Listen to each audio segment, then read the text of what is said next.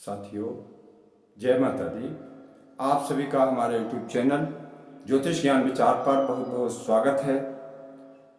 मित्रों, आज हम आप लोगों को ज्योतिष के 27 नक्षत्रों के बारे में जानकारी देने वाले हैं और आप लोगों को बताएंगे कि एक राशि में कितने नक्षत्र होते हैं और उनके स्वामी कौन होते हैं।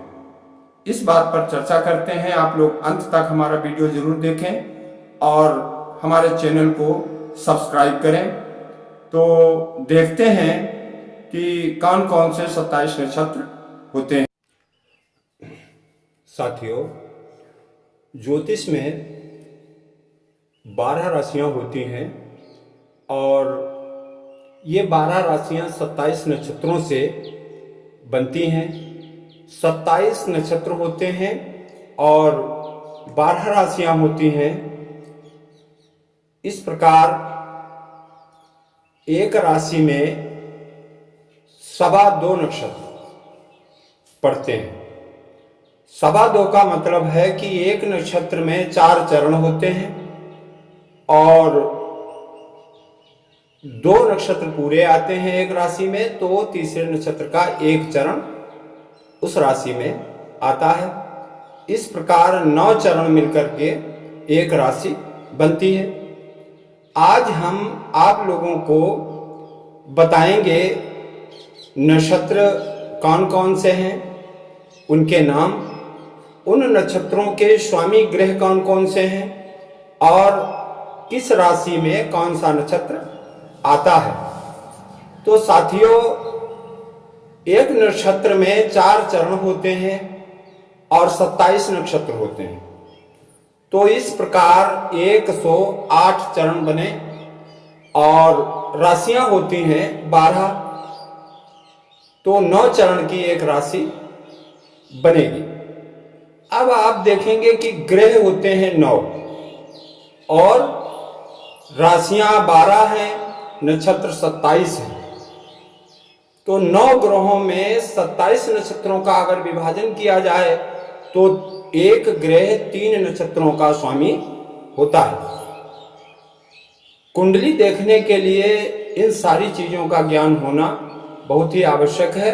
तो आपके सामने ये तालिका बनी हुई है जिसमें ये सबसे पहले यहाँ पर लिखा है नक्षत्र और उसके नीचे क्रम से लिखा है अश्विनी, भरणी, कृतिका, रोहिणी, मृगशीर, आर्द्रा, पुनर्वस, पुष्य, अश्लेषा, मघा, पूर्वा फाल्गुनी, उत्तरा फाल्गुनी, हस्त, चित्रा। इसी क्रम से फिर यहाँ पर स्वाति, विशाखा, अनुराधा, ज्येष्ठा, मूल, पूर्वाषाढ़, उत्तराषाढ़ और श्रवण, फिर धनिष्ठा, शतभिक, पूर्वा भाद्रपद, उत्तरा भाद्रपद और रेवती। तो मित्रों, ये 27 नक्षत्र हुए और इन्हीं नक्षत्रों की गणना अधिकतम होती है। लेकिन कभी कभार एक नक्षत्र ज्योतिष में और जुड़ जाता है जिसे अभिजित नक्षत्र कहते हैं। अभिजित नक्षत्र का स्थान उत्तराषाढ़ और श्रवण के बीच में ये होता है, लेकिन इसकी गणना बहुत सूक्ष्म कार्यों में होती है। सामान्यतः राशि और तिथियों की गणना में हम इन 27 नक्षत्रों का ही प्रयोग करते हैं। अभी हमने आपको 27 नक्षत्रों के नाम बताए हैं। आप लोग ध्यान से देखें, सामने तालिका में दिखाई दे रहे हैं। अब उसके आगे, नक्षत्र के आगे लिखा है स्वामी, मतलब किस नक्षत्र का कौन सा स्वामी होता है। यहां पर अश्विनी के आगे लिखा है केत, भरणी के आगे लिखा है शुक्र, कृतिका के आगे लिखा है सूर्य, इसी प्रकार रोहिणी के आगे लिखा है चंद्रमा।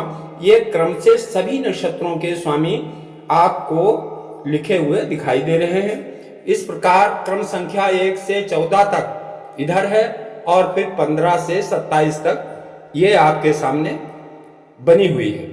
इसमें स्वाति नक्षत्र के स्वामी राहु होते हैं, विशाखा के स्वामी गुरु होते हैं। इसी क्रम से सभी नक्षत्रों के स्वामियों को जानना चाहिए। अब आगे देखते हैं चरण के बारे में थोड़ा बात करते हैं। एक नक्षत्र जो है उसका औसत समय, मिनिमम टाइम जो है वो 24 घंटे होता है। हालांकि कई बार नक्षत्रों का मान कम और ज्यादा भी होता है, लेकिन समझने के लिए आप एक नक्षत्र का समय 24 घंटे मान सकते हैं और उसे 4 भागों में विभाजित करेंगे तो एक चरण का समय जो है वो लगभग 6 घंटे पड़ेगा। माना कि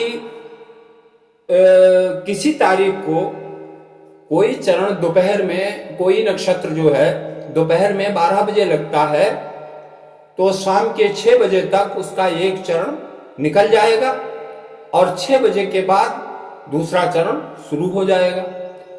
तो इस प्रकार से हम चरणों का अनुमान लगा सकते हैं।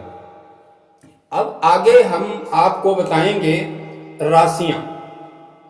राशि माने, जैसा आप लोग जानते होंगे, राशि माने किसी चीज का समूह होता है और ज्योतिष में जो राशि है वो दरअसल नक्षत्रों का समूह होता है, इसीलिए उसके लिए राशि शब्द का संबोधन किया जाता है। तो यहां पर हम आपको राशियों के बारे में फिर से एक बार बताएंगे, क्योंकि अपने पिछले वीडियो में आपको राशियों और भावों के बारे में हम बता चुके हैं। तो एक बार फिर देखते हैं। राशियां 12 होती हैं और पहली राशि होती है मेष। तो मित्रों, ये लिखा है अश्विनी और उसके बाद दूसरा नक्षत्र है भरणी। तो अश्विनी के 4 चरण, भरणी के 4 चरण और कृतिका नक्षत्र का 1 चरण मिलकर के 9 चरणों की एक राशि बन गई आपकी मेष। और इस मेष राशि के स्वामी होते हैं मंगलदेव। मेष राशि का स्वामित्व मंगलदेव के पास होता है। इसी प्रकार कृतिका नक्षत्र के 3 चरण, रोहिणी के 4 चरण और मृगशिर नक्षत्र के ये 2 चरण मिलकर के ये 9 चरणों की दूसरी राशि बनती है वृष। वृष राशि के स्वामी शुक्रदेव होते हैं, ये लिखा हुआ है। तो उसके बाद आगे बढ़ते हैं। आप ध्यान से देखें, मृगशिर नक्षत्र के ये एरो बना है, इसके आगे 2 लिखा है और आगे वृष लिखा है। तो इसका मतलब है मृगशिर नक्षत्र के 2 चरण वृष राशि में है और बाकी के 2 चरण जो हैं वो मिथुन राशि में ऐड किए जाएंगे। तो मृगशिर के 2 चरण, आर्द्रा नक्षत्र के 4 चरण और पुनर्वस नक्षत्र के 3 चरण, इस प्रकार मिलकर के तीसरी राशि आपकी मिथुन होती है। फिर आगे बढ़ते हैं। तो पुनर्वस नक्षत्र का 1 चरण और पुष्य नक्षत्र के 4 चरण और अश्लेखा के 4 चरण। तो पुनर्वस का 1 चरण और पुष्य के 4 चरण और अश्लेखा के 4 चरण, मतलब 9 चरण हो गए।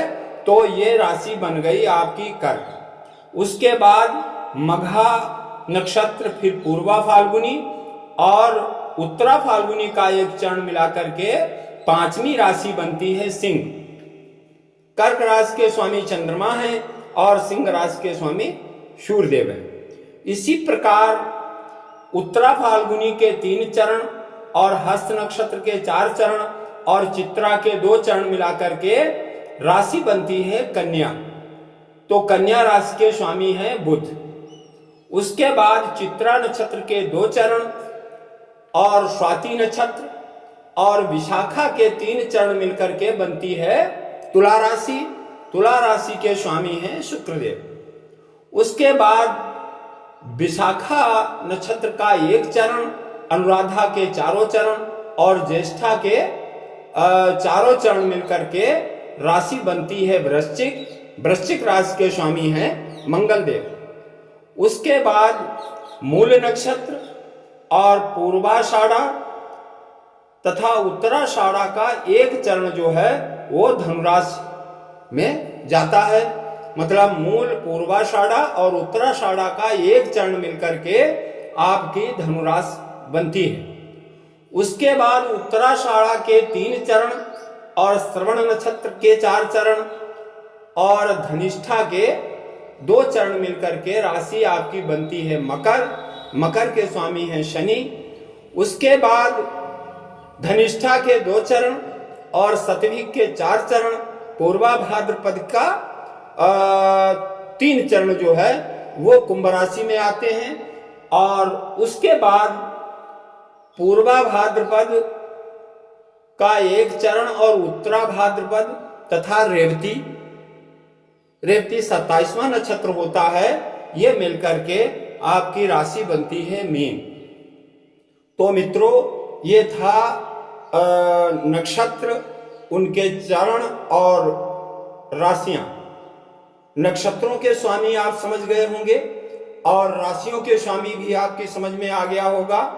आशा है कि आप लोग इन चीजों को याद करेंगे और ज्योतिष की जानकारी प्राप्त करेंगे। इसी के साथ जय माता दी।